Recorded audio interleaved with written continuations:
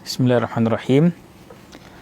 Alhamdulillahirabbil alamin wassalatu wassalamu ala asyrafil anbiya wal mursalin wa ala alihi wa sahbihi ajma'in. Allahumma ja'al jam'ana hadza jam'an marhuma wa tafarraqna min ba'dihi tafarraqan ma'suma wa la taj'al fina wa la minna shaqiyya wa la mahruma wa la matruda bi rahmatika ya arhamar rahimin. Sidang penonton yang saya kasih sekalian, Assalamualaikum warahmatullahi wabarakatuh. Apa khabar semua? Jadi kita berikan ruang lah untuk kita tunggu sedikit pendengar-pendengar yang lain untuk hadir. Dan kalau siapa-siapa yang sedang dengar sekarang, suara agaknya jelas ke tak jelas Kalau boleh respon. Okey, insyaAllah pada malam ini kita akan meneruskan siri pengajian kita, iaitu berkaitan dengan Aqidah At-Tahawiyah, insyaAllah, yang kita akan bincangkan bersama-sama pada malam ini. Hari ini insyaAllah kita akan masuk ke bahagian yang terbaru, iaitu tentang akidah itu sendiri, insyaAllah. Okey, bismillahirrahmanirrahim. Alhamdulillahirrabbilalamin. Qala al-alamatu Hujjatul Islami Abu Ja'far Al-Warraqu At-Tahawi bi Misr rahimahullah. Okey. Ini adalah apa yang dikatakan oleh Imam At-Tahawi, kan. Kita dah mengambil lepas bagaimana Imam At-Tahawi punya biodata, dan kita dah dengar juga kan apakah secara ringkas kitab At-Tahawiyah ini berkisar. Dan kita juga insya-Allah dah mendengar juga bagaimana minggu lepas tentang pelbagai riwayat mengenai kitab ini dan syarah-syarah yang berkaitan. InsyaAllah pada malam ini kita akan teruskan dengan perangkat pertama yang kita akan bincangkan, insyaAllah. Okey.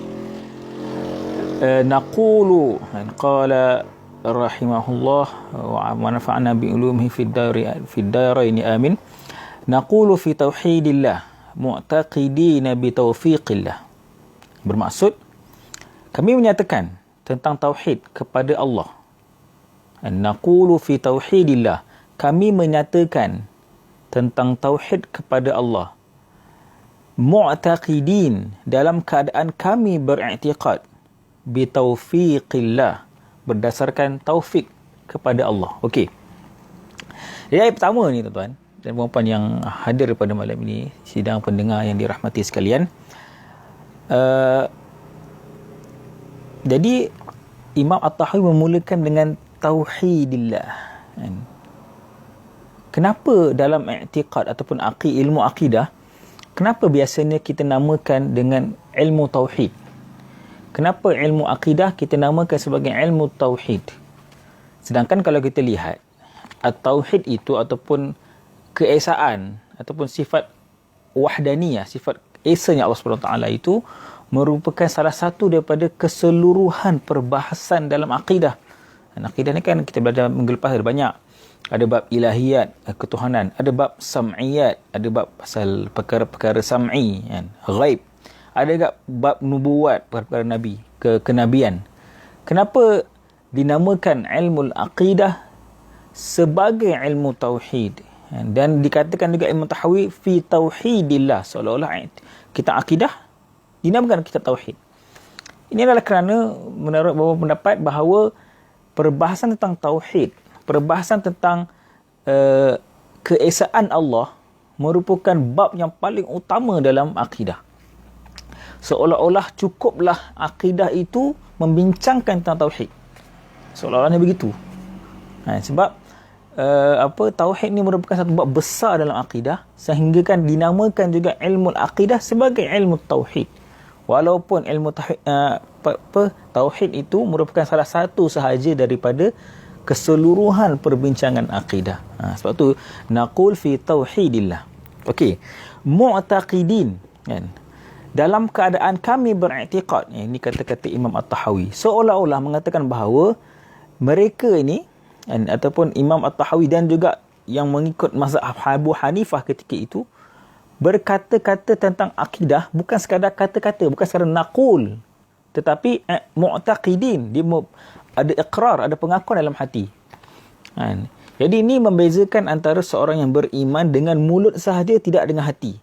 dengan orang yang beriman dengan kedua-duanya, iaitu dengan hati dan juga dengan mulut lisan.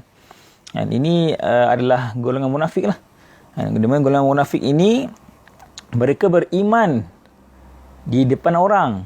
Dengan lisan mereka, mereka cakap, yaqulu amanna. Mereka beriman, tetapi di dalam hati mereka menyimpan kekufuran ataupun kebencian kepada Allah dan Rasulnya. Jadi sebab tu dia kata naqul mu'taqidin, berkata-kata dalam keadaan kami beriktikad, seolah-olah menafikan sifat-sifat nifaq yang ada dalam hati-hati para munafiqin. Kemudian bitaufiqillah, berdasarkan taufik kepada Allah, daripada Allah ataupun bimbingan daripada Allah. Jadi ini pendek perkataan ni, tapi sebenarnya dia satu bentuk seolah-olah satu kritikan kepada Mu'tazilah. Salah satu cabang dalam akidah ataupun aliran akidah adalah aliran Mu'tazilah. Yang mana aliran Mu'tazilah ini mengatakan bahawa iman kepada Allah dapat dengan akal semata-mata, tidak ada bantuan hidayah ataupun wahyu ataupun taufik daripada Allah. Jadi bila Imam At-Tahawi mengatakan mu'taqidina bi taufiqillah, dengan bimbingan Allah, seolah-olah telah mengkritik pandangan Mu'tazilah yang mengatakan akidah ini ataupun ilmu akidah ini didapati hanya semata-mata dengan akal. Tidak, didapat dengan akal dan wahyu dan bimbingan Allah Subhanahu Wa Taala. Allah kata dalam Quran, laulah auzubillahi tak ingat ayat Quran, tapi lebih kurang macam inilah. Maksudnya, tidak akan kami dapat hidayah melainkan jika Allah berikan hidayah kepada kami. Lupa ayat tu. Na'udzubillah. Allahumma salli ala Muhammad. Tak ingat ayat tu apa. Okey. Alhamdulillahillazi hadaina lihadza wa ma kunna linahtadiya laula an hadanallah. Segala puji bagi Allah yang telah memberikan kami hidayah, di mana jika tidak kerana hidayah itu, maka tidak akan kami dapat hidayah ini. Maksudnya Allah punya bimbingan itu. Jadi ini mengisbatkan, menetapkan adanya bimbingan Allah dalam penerimaan akidah dan penerimaan Islam. Okey, kemudian ayat kedua. Innallaha wahidun la syarikalah. Sesungguhnya Allah itu adalah wahid, satu, esa, tunggal. La syarikalah, tiada sekutu baginya. Okey. Jadi kat sini Imam Nawawi dah memulakan penulisan dia dengan mengatakan bahawa Allah itu esa. Okey, tuan-tuan dan puan-puan sidang pendengar yang saya hormati sekalian. Kenapa bermula dengan tauhid? Macam tadi kenapa bermula dengan tauhid? Ini adalah kerana hampir semua syurah ataupun pensyarah-pensyarah kitab Imam Tahawi dan juga sebenarnya semua ulama akidah Islam mengatakan bahawa dakwah Rasul, dakwah para Nabi dan para Anbiya, keseluruhannya adalah mengesakan Allah Subhanahu Wa Taala. Bukan mengisbatkan kewujudan Allah. Bukan itu. Tetapi mengisbatkan Allah itu esa dan tunggal. Bukannya Allah itu ada. Sebab, ini kenapa? Imam Ar-Asfahani ada ceritakan detail tentang dalam perkara ini, dalam kitab Al-I'tiqadat beliau. Dia kata, sebab kewujudan Allah ini, Allah itu adalah kewujudan yang badihi ataupun fitri. Ada fitrah ni tu dah ada dalam diri manusia. Maksudnya Allah itu, kewujudannya itu dalam diri kita dah memang ada. Tak perlu kepada pengutusan Rasul pun kita boleh tahu Allah itu ada. Itu dia. Tetapi pengesaan kepada Allah memerlukan kepada pengutusan Nabi dan Rasul. Jadi kesemua Nabi dan Rasul diutuskan adalah untuk menyembah Allah semata-mata. Bukannya mengatakan adanya Tuhan. Jadi sebab itu kebanyakan buku-buku akidah bermula dengan innallaha wahidun. Allah itu satu. Bukan kata innallaha mawjudun. Allah itu wujud, tidak. Tetapi zaman hari ini, zaman sekarang, zaman moden ini, kita lihat bahawa serangan-serangan akidah yang berlaku ni tuan-tuan dan puan-puan sekalian bukan serangan yang mensyirikkan Allah. Orang katakan Allah itu ada sekutunya, ada Tuhan yang lain, ada sekutu-sekutu bagi Allah. Tidak. Tetapi Serangan yang datang pada hari ini adalah serangan yang mengatakan bahawa Allah itu tiada, na'udzubillah. Ini serangan-serangan etis dan sebagainya lah. Ataupun kalau yang lebih lunak sikit, nama dia agnostik. Jadi dia kata Tuhan tu tiada. Kalau ada pun tak tahu macam mana nak mengetahui kewujudannya. Hampir macam tak ada lah. Jadi ini satu bentuk penafian kepada kewujudan Tuhan. Jadi kitab-kitab akidah pada hari ini, sepatutnya kalau kita betul-betul memahami keadaan realiti semasa, kita kena mulakan dengan mengatakan Allah itu wujud. Sebab zaman-zaman sebelum ini tidak ada masalah. Sebab fitrah manusia itu dah tercemar. Sepatutnya fitrah manusia yang sejahtera, dia akan mengakui adanya Tuhan. Cuma Tuhan yang macam mana? Kita tahu ada, tapi nak kenal dia macam mana? Mengetahui vs mengenali.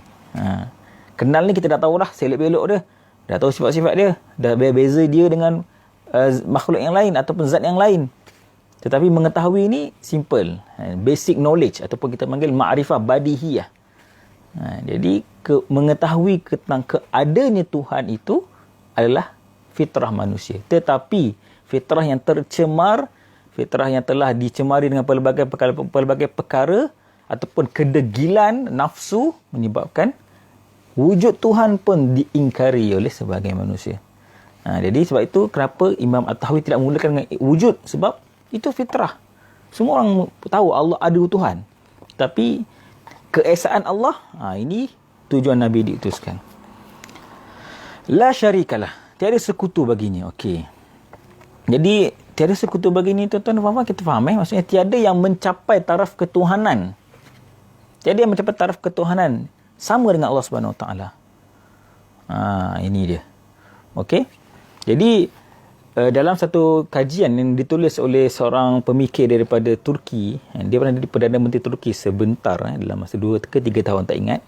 Nama dia Dr. Ahmad Daud Olu. Dia ni sebelum jadi Perdana Menteri, seorang masa politik, dia ni adalah pensyarah falsafah. Dia tulis satu buku nama dia Alternative Paradigm. Dalam buku tu tesis dia cerita tentang Islam ni satu-satunya agama yang membawa kepada pengesaan Tuhan yang sebenar. Walaupun ada agama lain, ada falsafah lain, ada aliran pemikiran yang lain yang mengatakan Tuhan itu satu, Tuhan itu esa, tetapi semua itu tidak sama. Dia punya level mengtauhidkan Allah itu sama macam Islam. Sebab agama-agama lain pasti akan ada 2-3 part di mana dia kata dia boleh menyamakan Tuhan dengan makhluk ataupun menaik tarafkan makhluk sebagai Tuhan. Ini beza dia. Sebagai contoh, biasa kita dengar adalah Nasrani, orang Kristian. Orang Kristian buat apa? Dia telah mempertuhankan manusia. Telah menganggap Nabi Isa AS seorang Abdullah, Rasul minallah, utusan Allah, manusia, hamba Allah sebagai Tuhan. Dan sebaliknya pula dalam kalangan Yahudi telah mengatakan bahawa Tuhan itu macam manusia. Allah kata dalam Quran, waqalatil yahudu yadullahi maghlulah. Orang Yahudi telah berkata tangan Allah itu telah terbelenggu. Menyamakan Allah dengan manusia. Banyak kisah-kisah kalau baca dalam buku-buku Taurat yang telah disewengkan tu, dia cerita macam mana Nabi Yaqub telah bergusti dengan Allah. Allah kalah dengan Nabi Yaqub. Na'udzubillah min zalik. Jadi ini menamakan Allah dengan makhluk ataupun memanusiakan Tuhan. Boleh gusti manusia menang.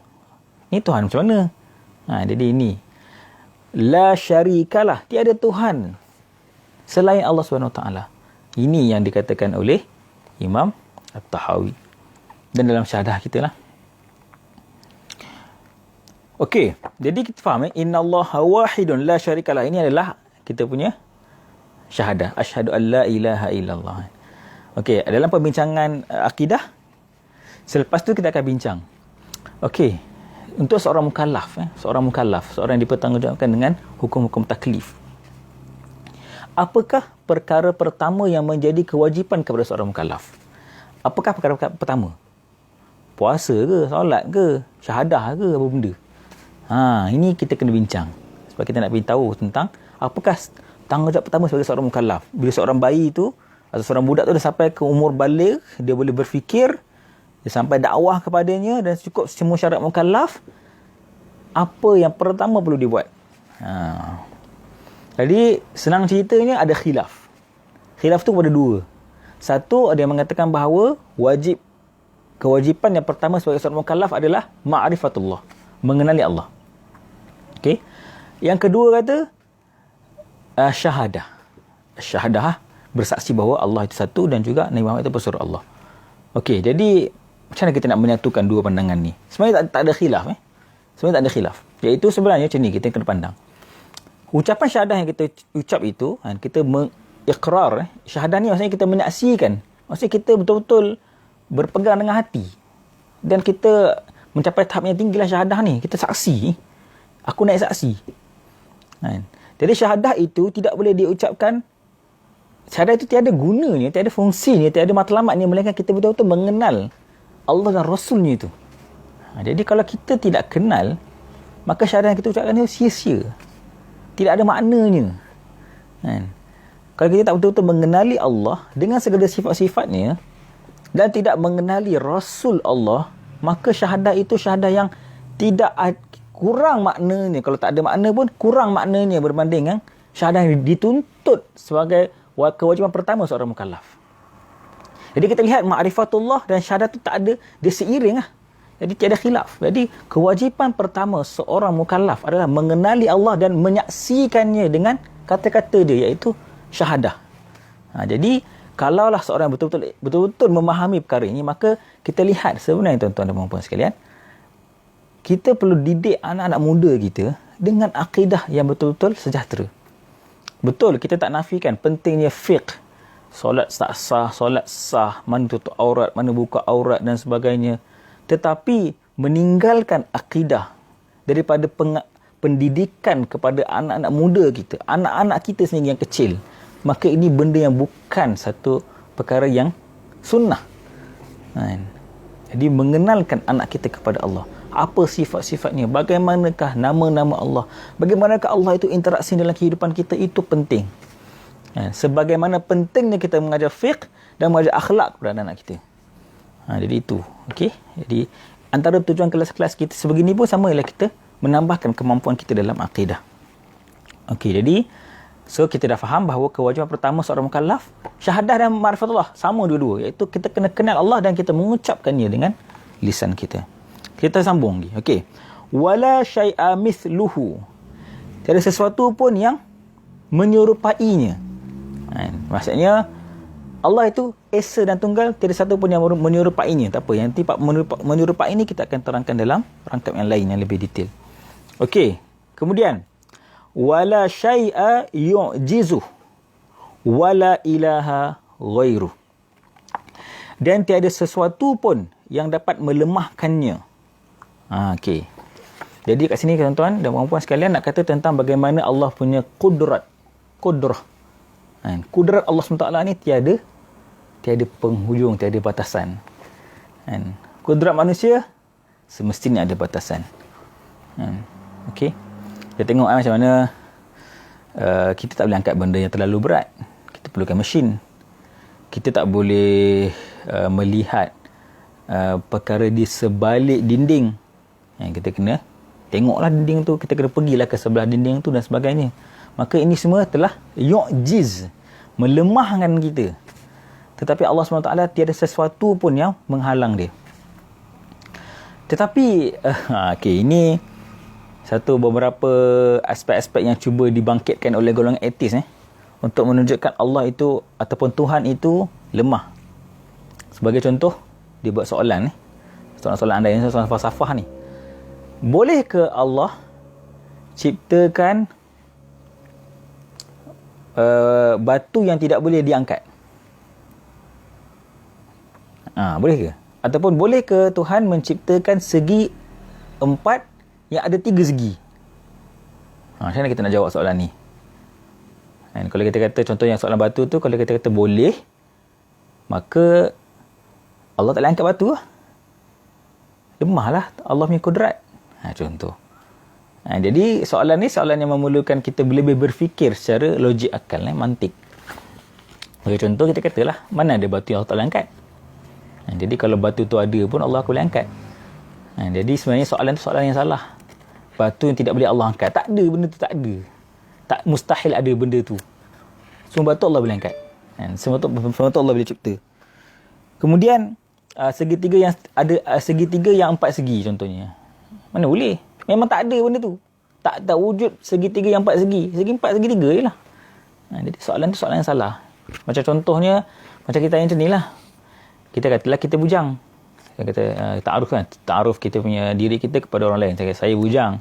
Betul tak? Siapa nama isteri kau? Siapa nama anak kau? Soalan apa ni? Kau tak soalan aku kan? Cakap lah, mana ada. Soalan tu soalan yang salah. Soalan yang tak betul kan. Dia kata bujang mana ada anak, mana ada isteri. Jadi itu antara kefahaman kita sepatutnya dalam soalan. Jangan terus jawab. Fikir dulu. Okey. Wala syai'a yu'jizu. Tiada satu pun yang menghalang kudrat Allah Ta'ala. Allah boleh buat segala perkara. Kemudian wala ilaha ghairuhu. Tiada Tuhan selainnya. Ini menguatkan lagi tentang innallaha wahidun lah. Allah itu esa. Okey, kenapa Allah ulang wala ilaha ghairuhu ini? Wala ilaha ghairuhu. Tiada Tuhan selainnya. Okey, ini sebenarnya satu bentuk penegasan kepada golongan-golongan musyrikin yang ada di Mekah ataupun musyrikin yang ada sebelum ini pun dalam kalangan para nabi-nabi sebelum ini. Okay, kalau tuan-tuan dan puan-puan, kalau kita dengar kisah-kisah para nabi ni, sebenarnya mereka tidak menafikan wujudnya Allah dan adanya Tuhan yang paling berkuasa. Mereka tak nafikan benda tu. Mereka tak nafikan adanya Tuhan yang betul-betul berkuasa, betul-betul powerful. Allah itu ada. Bahkan namanya Allah. Tetapi yang mereka letakkan adalah, mereka letakkan adanya Tuhan-Tuhan yang lain atau makhluk-makhluk yang lain yang mempunyai tasarruful kaun, ada kuasa mentadbir alam ini. Meletakkan kuasa Allah itu pada makhluk lain. Ini masalah dia ni. Ini masalah dia. Dia kata, okey, ada Tuhan kebaikan, ada Tuhan kejahatan. Ada Tuhan laut, ada Tuhan langit, ada Tuhan darat dan sebagainya. Ini kau tengok dalam Yunani punya kisah-kisah Tuhan ataupun kita panggil dewa lah, jangan panggil Tuhan lah. Bezakan dengan Allah kita kan. Dewa-dewa diorang ni ada dewa laut, ada dewa udara, ada dewa petir dan sebagainya. Jadi bila nak tak hujan, doa kat dewa petir, dewa hujan dan sebagainya. Kalau lemas, doa kat dewa laut kan. Jadi ini mereka meletakkan kuasa-kuasa Tuhan pada makhluk lain dan memanggilnya sebagai Tuhan. Jadi wala ilaha ghairuhu, tiada Tuhan selain Allah SWT. Allah lah berhak dengan nama Tuhan itu. Bahkan Nabi Muhammad SAW yang paling dekat dengan Tuhan pun Allah kata Muhammadur Rasulullah. Muhammad itu pesuruh, utusan Allah, bukan Muhammad ilah, tak ada. Jadi ini jelas. Okey. Kemudian disambung lagi dengan ukur apa ni? 90. Disambung lagi dengan rangkaian seterusnya adalah qadimun bila ibtida, daimun bila intiha. Qadimun. Allah bersifat qadim, yang iaitu bila ibtida, tiada permulaan. Daimun, serta kekal selama-lamanya, bila intihad, tanpa ada pengakhiran. Ini satu kalau kita panggil dalam pembelajaran moden, kita panggil sifat salbiyah. Sifat salbiyah. Sifat salbiyah iaitu qadim, qidam, baqa, mukhalafah lil hawadith, qiyamuhu bi nafsihi dengan wahdaniyah. Jadi dua pertama ni qadim dengan baqa. Ini dikatakan oleh Imam At-Tahawi, tapi bahasa dia qadim dengan daim. Jadi qadim ni yang tiada permulaan. Tiada permulaan lah. Allah punya wujud tiada permulaan. Senang. Kalau Allah punya wujud ada permulaan juga, ni sebagaimana yang biasa kita dengar lah. Contohnya siapa? Okay, Allah cipta manusia kan? Siapa cipta Allah? Ini soalan-soalan yang biasa diutarakan oleh golongan etis. Dan kita nak jawab apa? Gagal kat kita ni. Nak jawab kan? Okay, jadi senang cerita lah. Pertama sekali, Saya bagi beberapa jawapan. Pertama sekali, kalau contohnya kita menciptakan telefon yang tuan-tuan sedang tengok sekarang ni, telefon, laptop ke kan, TV ke kan, yang kita tengah tengok ni, telefon ni. Kita yang cipta telefon ni, kita ciptakan dia, okey, syarat dia, telefon ni, dia boleh hidup kalau ada bateri je. Kalau tak ada bateri dia mati. Maksudnya kehidupan dia bergantung pada bateri dia. Kalau bateri dia nak habis, kena cas. Okey, jadi sebagai pencipta kepada telefon ini, adakah kita pun tertakluk kepada peraturan yang kita buat untuk telefon tu? Iaitu kita kena ada bateri baru kita boleh hidup. Tak kan? Tak ada kita kena cas sebagainya. Memanglah lebih kurang lah kita kena tidur sebagainya. Tapi kita tak perlu macam phone tu. Kita tak tertakluk kepada undang-undang yang kita buat untuk telefon tu. Jadi kalaulah manusia perlu diciptakan, ada permulaan, adakah yang mencipta kita perlu pada permulaan juga? Tak semestinya. Logik tu tidak boleh disandarkan kepada pencipta. Situ. Dan kalaulah Allah itu ada permulaan, maka dia akan menghasilkan dua perkara. Dua perkara. Mana dua-dua perkara ni mustahil secara akli. Iaitu sama ada daur. Daur ni adalah kita panggil pusingan yang tidak akan habis, ataupun tasalsul, silsilah yang tidak berpenghujung. Daur ni macam mudahnya telur atau ayam lah. Mana dulu, telur atau ayam? Telur, ayam. Telur tak ada permulaan. Jadi akhirnya nak menyelesaikan teka-teki itu senang je. Iaitu kita letakkan satu tu dia memang tak ada mula. Telur ke ayam ke tak kisah. Tapi mesti ada satu tu yang tak ada mula. Ini telur nombor satu. Yang tak ada sebelum ni lagi telur lain ataupun ayam lain. Ni. Jadi bila ada macam tu, barulah ada silsilah tu. Okey, ada ayam, ada telur, ada ayam, baru sambung. Itu juga tu, Tuhan. Kalau ada satu tu, kalau ada tak ada permulaan. Siapa cerita. Akhirnya tak ada satu pun yang dia menciptakan tapi tak dicipta. Maka tidak akan berakhir silsilah itu. Itulah daur. Tasalsul pun lebih kurang, cuma dia tidak berpusing macam tadi. Okey, tak apa. Ini nak terang panjang, nanti kita buat kelas lain. Daimun bila intihak. Dia juga kekal dan tidak ada pengakhiran. Sebagaimana tak ada permulaan, contohnya dia tak ada pengakhiran. Huwal awwalu wal akhiru. Allah kata dalam Quran. Surah Al-Mumtahanah. Al-Hashr. Surah Al-Hashr. Okey. Jadi ada teka-teki sikit. Ini teka-teki akidah. Kalau yang menjawab boleh komen. Kalau yang sedang melihat. Apa benda yang ada permulaan tetapi tiada pengakhiran?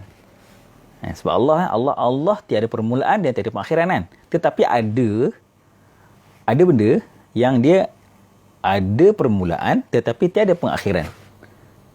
Ada tak yang bagi jawapan? Okey. Jadi senang je jawapan dia.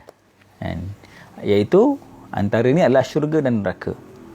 Syurga dan neraka ni adalah dia kekal selama-lamanya, tetapi dia ada permulaan lah sebab Allah menciptakan dia daripada ketiadaan kepada ada. Jadi ini satu untuk dia antara salah satu daripada syurga dan neraka yang salah satu daripada perkara yang daimun bila intihak, kekal tak ada pengakhiran. Ada kata juga roh ni qadim, bukan qadim, daim lah, baqa.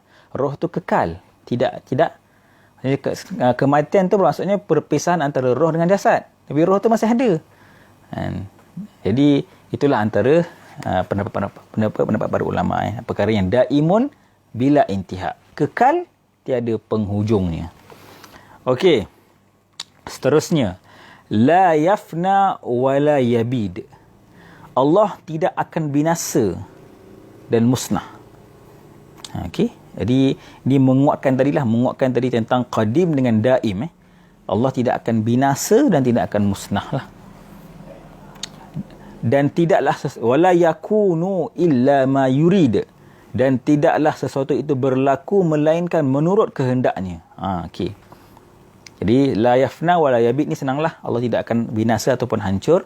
Menguatkan lagi tadi tentang kata daimun tu, dia kekal dan tidak ada pengakhiran.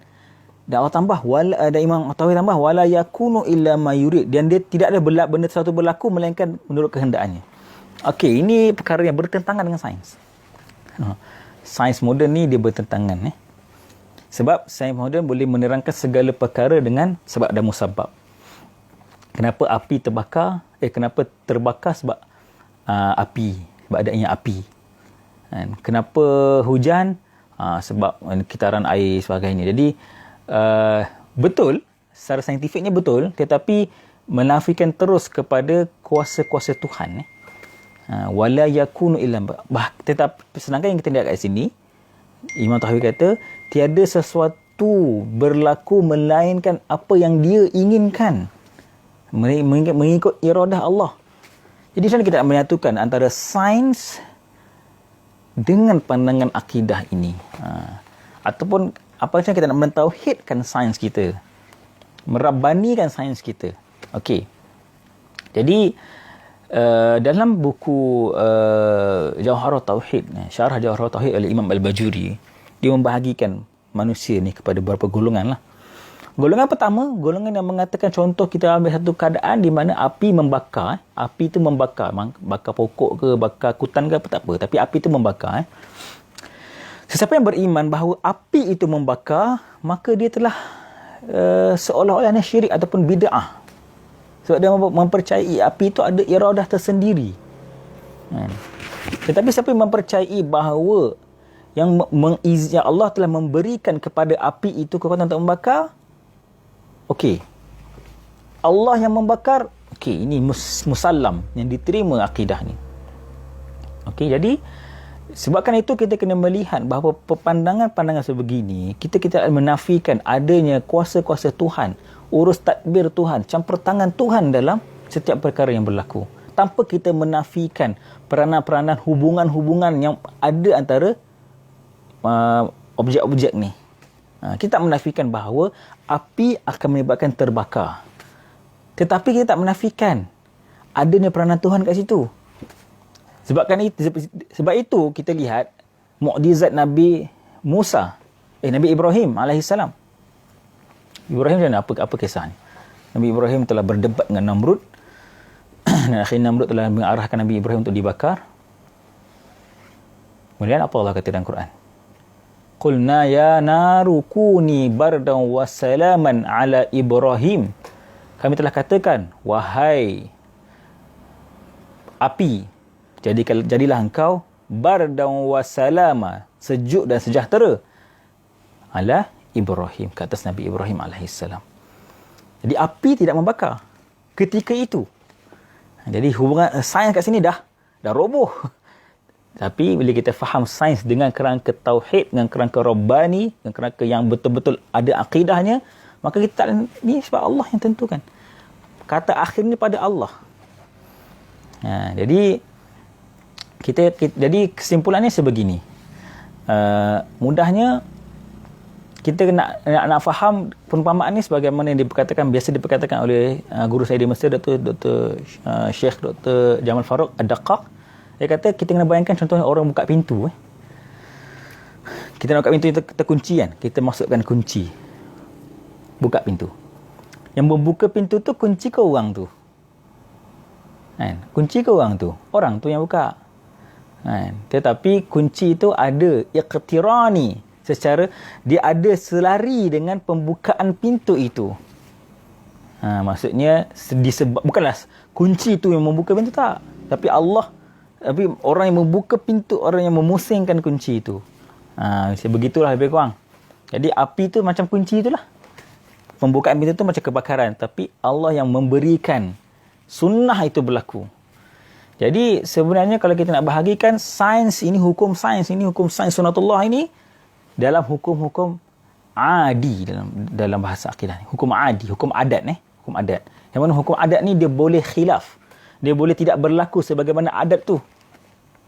Sebagai contoh mudah, tuan-tuan biasa tak kalau kita makan tapi tak kenyang-kenyang? Biasa tak? Saya rasa ni sangat biasa lah. Makan tak kenyang-kenyang. Kalau tak makan tapi kenyang, boleh jadi tak? Pun boleh juga, tak mustahil kan? Kita pernah je rasa kot, mungkin pernah rasa, tapi yang biasa rasa tu ialah makan tak kenyang-kenyang tu biasa. Kan? Makan tak kenyang-kenyang.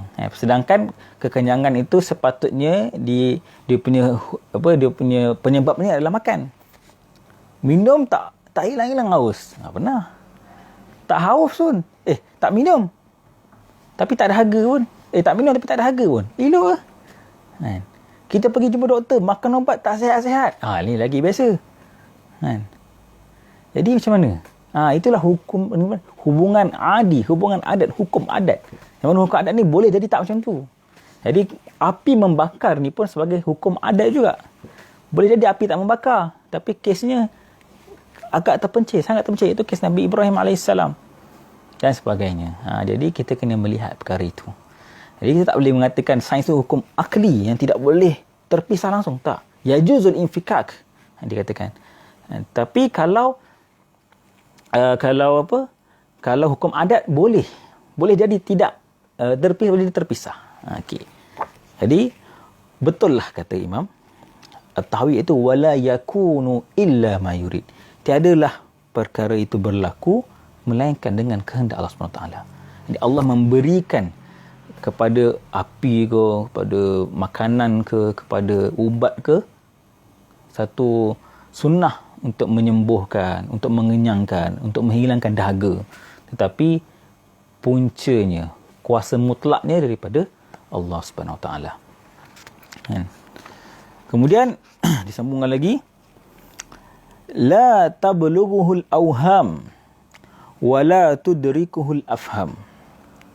Tidak akan dapat diketahui tentang hakikat zat Allah melalui khayalan perumpamaan. Okey. Dan tidak juga wala tudrikuhul afham, dan tidak juga melalui gambaran kefahaman. Okey. Jadi ini nak menceritakan tentang bagaimana manusia ni nak menanggapi Allah Subhanahu Wa Taala. Zat Allah itu tidak boleh mengetahui. Mustahil untuk kita ketahui secara hakikatnya zat Allah. Ini perbahasan yang panjang. Kalaulah syurga dan neraka pun Nabi SAW cakap kan. Nabi Muhammad SAW cakap, ma la aynun basarat wala udhun sami'at wala khatara ala qalbi bashar. Apa yang mata tak dapat lihat, telinga tak dapat dengar, dan tidak pernah terlintas di dalam fikiran manusia. Kalaulah nikmat syurga dan neraka yang merupakan ciptaan Allah pun, makhluk Allah pun, kita boleh tak tergambarkan daripada panca indera kita, apatah lagi pencipta kepada syurga dan neraka itu sendiri, itu Allah Subhanahu Wa Taala Jalla wa Jalaluh. Jadi mengenali zat Allah, kita punya khayalan tak sampai, kita punya kefahaman pun takkan sampai. Ini yang dikatakan oleh Imam At-Tahawi rahimahullah ta'ala. Okey. Tetapi, ada tetapi ni kat sini. Okey. Tetapi Allah mengenalkan kita dengan apa? Allah mengenalkan kita dengan sifat-sifatnya. Allah mengenalkan kita dengan perbuatan-perbuatannya. Jadi daripada situ kita mengenal serba sedikit tentang zat Allah Subhanahu Wa Taala. Allah kata Allah Ar-Rahim. Allah kata Allah Al-Hakim, Allah yang paling bijaksana. Allah kata Allah ni Maha Pengampun. Jadi dengan sifat-sifat ini, dengan perbuatan-perbuatan Allah, kita lihat alam, kita lihat diri kita sendiri. Kita lihat bagaimana Allah membentuk alam ini dengan sempurna yang ada. Itu semua mengenalkan kita kepada Allah Subhanahu Wa Taala, zat Allah itu. Dan kalau Imam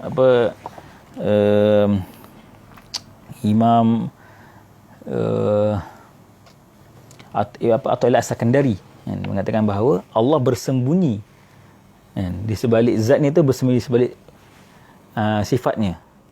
Allah bersembunyi dengan sifatnya, Allah bersembunyi di sebalik perbuatannya. So, maksudnya nak kata lapis-lapis tu. Tengok perbuatan Allah, dapat tengok sifat, dapat bila kita dah memahami perbuatan Allah, kita dapat menyimpulkan apa sifat-sifat Allah. Dengan sifat Allah kita menyimpulkan zat Allah. Tetapi zat Allah itu sendiri kita tak boleh pergi secara mubasyarah. Okey. Jadi kemudian ada timbul persoalan dekat sini, persoalan. Kalaulah kita kata Allah tidak boleh diketahui dengan awham ataupun afham, tak boleh diketahui dengan kefahaman ataupun kita punya khayalan, bagaimana kita suruhan mengenal Allah tadi? Kan Allah kata, kan tadi awal-awal kata tadi ma'rifatullah. So adakah suruhan tu sia-sia? Okey, jadi kita mudah kita kata ma'rifatullah yang dikehendaki oleh Allah Taala adalah makrifah yang berkadaran sahaja kepada manusia.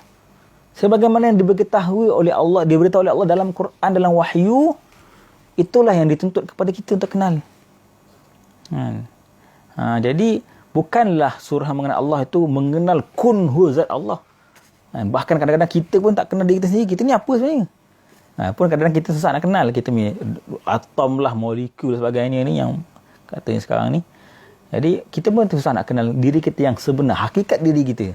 Apatah lagi kita kenal Allah Taala, hakikat Allah SWT. Tetapi mengenal Allah min haitsu sifatuhu wa af'aluhu, daripada sifatnya dan perbuatannya, maka itu dituntut, dan bahkan itulah yang sepatutnya kita buat, dan menggunakan akal kita dan berpandukan wahyu.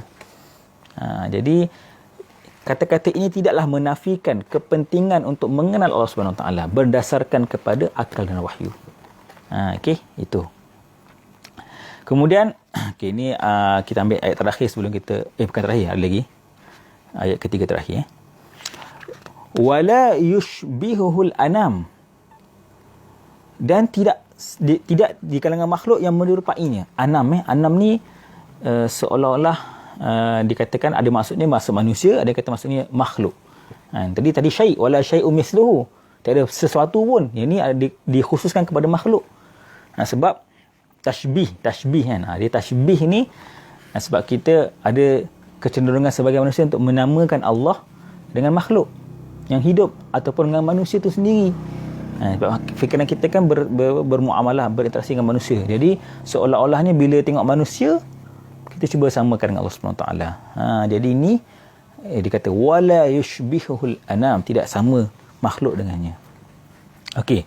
Imam Al-Babarti pensyarah antara syarah dalam untuk akidah atau hawiyah ni, dia berikan beberapa bentuk istilah-istilah yang penting untuk kita ingat. Sebab dalam bahasa Melayu persamaan, tiada persamaan dengan makhluk atau persamaan dengan manusia kan. Tapi dalam Arab banyak perkataan persamaan ni, dan semua berbeza-beza dia punya penggunaan. Sebagai contoh, kalau mumatsalah wala syai'u mithluhu tadi kan, kita kata mumatsalah ni persamaan dalam Melayu, tapi kalau bahasa Arab maksudnya persamaan yang totally sama, 100% sama. Jadi kalau ada dua benda yang betul-betul sama, itu kita panggil mumatsalah. Okey. 100% sama, tak ada beza langsung daripada apa-apa sudut.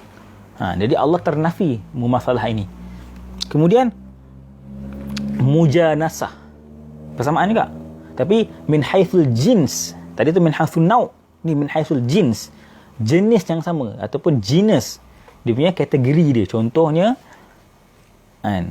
senang cerita macam haiwan lah. Semua haiwan, kuda haiwan, anjing haiwan, kucing haiwan, semua haiwan. Semua mujanasah, semua ada kategori yang sama, iaitu kategori haiwan. Tetapi lainlah, taklah sama sebiji, tetapi kategori yang sama iaitu haiwan. Okey, itu mujanasah. Musawah, sama ni, persamaan. Tapi musawah ni persamaan dari sudut apa? Kuantiti. RM100, RM1. Ni musawah, sama. Dapat berapa bonus tahun ni? Musawah, sama lah tahun lepas. RM100 contohnya. Atau gaji 3 bulan contohnya. Okey. Itu sama dari sudut nilai atau kuantiti. Wabil kaif musyabahah. Kat sini kita nak tanya. Tashbih, musyabahah itu adalah persamaan dari sudut bagaimana. Sebab tu kita kata kita beriman Allah Subhanahu Wa Taala itu beristiwa atas arash bila kaif, ataupun min ghairi tashbih, tanpa persamaan dari sudut bagaimana itu dengan makhluk. Allah kata, Allah ada hari sampai Allah turun ke muka bumi pada sepertiga malam. Allah beristiwa atas arash dan sebagainya. Jadi kita menafikan tashbih itu, ataupun kita majhul, kaif itu tidak diketahui. Sebab bagaimana Allah turun? Adakah sama dengan turun manusia? Wa kaifuhu majhul. Tashbih itu tak ada berlaku. Itu sebab tu kita kata tidak ada tashbih. Sebab tu kita ada perkataan tashbih. Okey, dah banyak lagi, tapi tak apa, kita ambil yang penting-penting sahaja. So wala yushbihul anam, tidak sama daripada sudut kaifnya itu dengan manusia. Kalau Allah kata Allah marah, adakah sama dengan marah manusia? Tak sama. Marah Allah marah yang baik. Marah kita tak semestinya baik, dan sebagainya. Okey. Hayyun la yamut, hidup tidak mati. Ini senanglah, tak ada masalah. Qayyumun la yanam. Allah sentiasa gagah. Qayyum ni gagah ataupun tidak memerlukan kepada perkara-perkara lain. Macam kita ni nak hidup, kena ada makanan, kena ada tandas, kena ada minuman, kena ada pasangan dan sebagainya. Jadi kita punya kehidupan, kewujudan kita memerlukan kepada benda-benda lain. Tapi Allah qayyum, tidak memerlukan kepada lain. Sentiasa gagah, sentiasa berdiri sendiri. La yanam, tidak perlu kepada tidur. Ini macam diambil daripada ayat kursi lah. Istiqnas daripada ayat kursi kan. Okey. Khaliqun bila hajah. Raziqun bila mu'nah. Allah Maha Pencipta tanpa berhajat kepada ciptaannya. Allah Maha Pemberi rezeki tanpa sebarang keberatan. Okey. Khaliqun bila hajah. Allah mencipta tanpa keperluan. Tanpa berhajat kepada ciptaan dia. Maksudnya, tuan-tuan dan puan-puan sekalian, kadang-kadang kita cipta benda, kita perlukan benda tu. Kan? Sebagai contoh, bukan maksudnya kita perlukan benda tu. Maksudnya, seseorang tu digelar ayah bila? Bila dia ada anak kan? Dia ada anak, baru digelar seorang ayah. Jadi, selagi tak ada anak, saya tak panggil ayah. Tapi Allah, adakah dinamakan sebagai Khaliq bila ada makhluk sahaja? Ini soalan. Adakah Allah dipanggil sebagai Al-Khaliq yang menciptakan ketika tiada ni penciptaan tu sendiri? Macam mana kita nak jawab? Jadi ini antara soalan yang dijawab oleh Imam Al-Ghazali dalam kitab Ikhtisar fi I'tiqad, bahawa Allah boleh dinamakan sebagai Al-Khaliq ketika tiada makhluk pun ketika itu ataupun pada waktu itu. Sebab Allah khaliqun imma bil quwa atau bil fi'al. Allah menjadi seorang pencipta tak kisah bila-bila. Mudahnya faham macam tu. Tak kisah bila-bila. Jadi bila hajat, tak perlukan pada hajat pun. Tak perlukan ada penciptaan dia pun untuk digelar sebagai pencipta. Allah memang min haitsu zatuhu adalah pencipta. Okey. Kemudian raziqun bila mu'nah. Dia memberi rezeki tanpa sebarang keberatan. Maksudnya Allah tidak berkurang pada rezekinya. Kalau Allah memberikan rezeki kepada semua orang di dunia ni secara adil, tidak pun Allah kurang sedikit pun daripada kekuasaan Allah SWT. Ni mudahlah. Okay, Allah Maha Kaya. Mumitun bila makhafatin. Ia mematikan tanpa sebarang ketakutan. Ba'ithun bila masyaqqatin. Allah Maha mengembalikan semula makhluknya, menghidupkan semula makhluknya tanpa sebarang kesukaran. Okey, ini ayat terakhirlah untuk hari ini. Kita nak bincang sikit tentang ba'isun bila masyaqqah. Mumitun ni senang je. Yang mematikan senanglah, kita faham. Yang menghidupkan semula. Menghidupkan semula, tuan-tuan.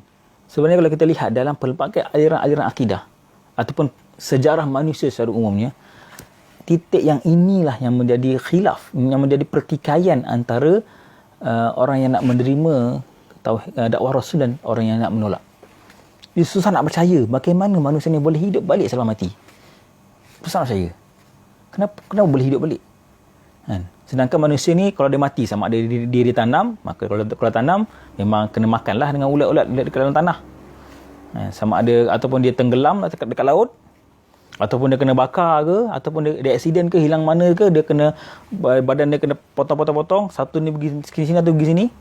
Bagaimana Allah boleh mengumpulkan balik jasad yang sama itu pada hari kiamat nanti? Nak menghidupkan semula tu, ba'is tu. Al-ba'su. Jadi orang-orang falsafah tak boleh brain benda ni. Sampai dulu Jalinus dan sebagainya ni, dia tak boleh menerima perkara ni. Kehidupan semula setelah mati. Jadi sebab itu Allah banyak kali dalam perkara ni. Kalau tengok dalam Al-Quran dan juga kita tengok dakwah para Nabi, benda ni diulang. Allah akan sebagaimana kehidupan pertama, Allah akan kembalikan kita ke alam akhirat nanti, ke alam barzakh sebagaimana kehidupan pertama di dunia. Yu'idukum awwalan marrah. Allah memberikan kita hidup balik macam mana kehidupan kita yang pertama. Maka Allah bagi kita qiyas. Allah kata Allah boleh hidupkan kita daripada tiada apa-apa, daripada zero, from scratch. Takkanlah nak kumpulkan balik tulang-tulang yang dah hancur ni, ataupun organ-organ yang dah tak ada ni untuk hidup kembali, tak ada masalah. Bahkan itulah yang dipertunjukkan oleh Allah kepada Nabi Ibrahim AS. Rabbi arini kaifa tuhyil mauta qala alam tu'min ila akhir ayat. Allah kata, okey, tak percaya ke? Tak nak lihat atau enak qalbi. Sampai Nabi Ibrahim pun zaman tu pun dah ada dah syubhat tentang bagaimana Allah hidupkan semula orang yang dah mati. Jadi ba'ithun bila masyaqqah, hidupkan semula, menghidupkan tanpa ada sebarang masyaqqah, kesulitan, itu sifat penting. Dia menafikan pelbagai falsafah yang ada pada hari ini yang menafikan logikan perkara itu. Okey. Jadi itu sahaja untuk malam ini. Lebih kurang 50 minit kita punya kelas pada malam ini. InsyaAllah pada minggu depan kita akan sambung berkaitan dengan sifat Allah lagi. Dan juga kita akan sambung sedikit tentang nama-nama Allah. Jadi kalau ada sebarang persoalan, saya rasa itu sahaja. Jadi kalau ada soalan, mungkin kalau ada soalan-soalan yang lepas ni nak tanya, mungkin boleh komen kat sini. Nanti saya akan cuba jawab lah di masa akan datang. Ataupun di dalam komen ke. Wallahu ta'ala alam. Qul qawli astaghfirullah li wa lakum. Assalamualaikum warahmatullahi wabarakatuh.